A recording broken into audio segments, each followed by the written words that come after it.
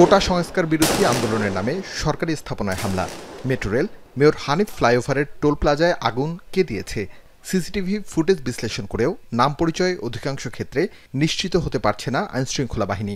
এমনকি স্থানীয়রাও ছবি দেখে নিশ্চিত হতে পারছে না পরিচয়। অভিযোগ ওঠে এই ঘটনায় জড়িতদের অধিকাংশই নাম পরিচয় গোপন করে থেকেছেন বিভিন্ন এলাকায়। তাদের কেউ কেউ সহিংসতায় জড়িতদের আশ্রয় দিয়েছেন। এমন অভিযোগ সামনে রেখে ভাড়াটিয়াদের 17 ধরনের তথ্য সংগ্রহ করছে পুলিশ। অবশ্য 2014 সালে রাজধানী ঢাকার ভাড়াটিয়াদের তথ্য বাড়িওয়ালাদের কাছে চায় ডিএমপি। সে সময় সিআইএমএস সফটওয়্যারের মাধ্যমে তথ্য সংগ্রহ শুরু করে।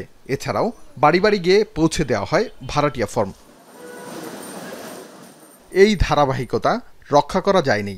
ধীরগতি আসে ভাড়াটিয়ার তথ্য সংগ্রহের কার্যক্রমে। পুরান ঢাকার কেএম দাস লেনের 8তলা বাড়ির মালিক মোহাম্মদ রাজু নতুন করে ভাড়াটিয়াদের তথ্য সংগ্রহ করছেন তিনি। তথ্য সংগ্রহের দায়িত্বে থাকা পুলিশ সদস্যদের হাতে তুলে দেবেন ভাড়াটিয়া ফর্মের তথ্য। বিগত 2 মাস আগে যে সব নতুন ভাড়াটিয়া আসছে, তো ডিএমপি থেকে সেখানে বলা হয়েছে, কাগজ দেওয়া হয়েছে, আমরা পেপারগুলো রেডি করে আমরা ইতিমধ্যে বিট অফিসের কাছে দেওয়ার জন্য ব্যবস্থা করতেছি আর কি। যারা আমাদের নতুন ভাড়াটিয়া আসেন, আমাদের তারা বিট অফিসার এসে আমাদের একটা ফর্ম দিয়ে যান ওদের ইনফরমেশন করে নেওয়ার জন্য। আইডি কার্ডের যদি পাসপোর্ট থাকে, পাসপোর্টের যদি আপনার জন্ম নিবন্ধন থাকে, ইনফরমেশনগুলো নিয়ে যান। আর বিট অফিসাররা প্রায় 2-1 মাস পর পর আসেন আমাদের কাছে ইনফরমেশনগুলো নিতে। আর আমরা দায়িত্ব হিসাবে প্রথমত আমরা আমাদের দেই, তারপর নতুন কোনো ভাড়াটা আসলে সেগুলো আমরা ওনাদের কাছে তথ্যগুলো দিয়ে আসি। পুলিশের সংগ্রহ করা তথ্যে নাম, পরিচয়, স্থায়ী ঠিকানা থেকে শুরু করে জাতীয় পরিচয়পত্রের নাম্বার সংযুক্ত করতে হবে বাড়িওয়ালাদের। কিভাবে সংগ্রহ হচ্ছে ভাড়াটিয়াদের তথ্য দেখতে যাত্রাবাড়ি থানায় এখন টিভি। জানা যায় সিআইএমএস সফটওয়্যারের মাধ্যমে তথ্য সংগ্রহ করছে তারা। নাম পরিচয় গোপন করে যাতে কেউ সন্ত্রাসী কর্মকাণ্ড পরিচালনা করতে না পারে, সেজন্য গত 2 মাসে যারা ভাড়াটিয়া হয়ে বিভিন্ন ধরনের বাসায় উঠেছেন তাদের তথ্য সংগ্রহ করছে পুলিশ। ইতিমধ্যেই শুরু হয়েছে কার্যক্রম। বিভিন্ন বাড়ির মালিকদের ডেকে এনে নেওয়া হচ্ছে ভাড়াটিয়াদের তথ্য।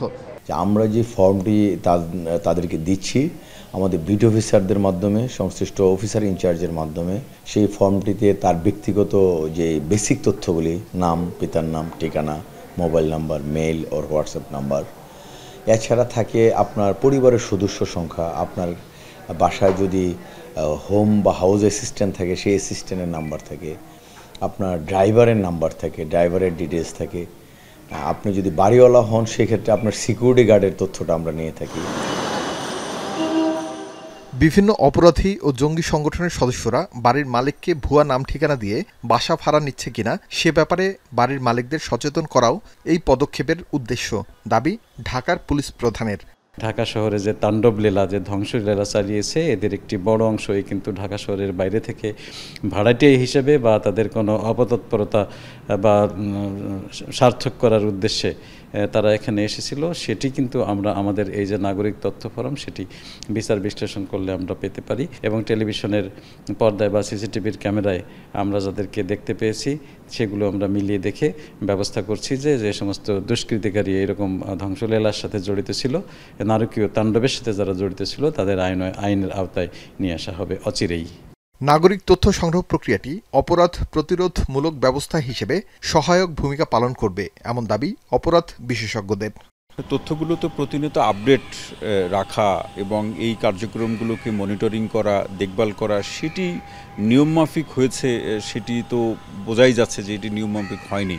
কিন্তু এটি আমাদের এখন ভাবার প্রয়োজন বা আমাদেরকে ভাবতে হবে সবাইকে। আইনশৃঙ্খলা বাহিনী যেরকম তার দায়িত্ব পালন করবে এবং সেই দায়িত্ব হঠাৎ একটা ঘটনা ঘটলো, সেই ঘটনার প্রেক্ষাপটে আমরা কিছু ব্যবস্থার কথা বললাম, ব্যবস্থাগুলো শুরু হলো, কিন্তু সেই ব্যবস্থাগুলো যাতে থেমে না যায়, ব্যবস্থাগুলো যাতে সচল থাকে, সাধারণ মানুষ যাতে হয়রানির শিকার না হয় সেদিকে নজর রাখার পরামর্শ অপরাধ বিশেষজ্ঞদের। আরিফ হোসেন, এখন, ঢাকা।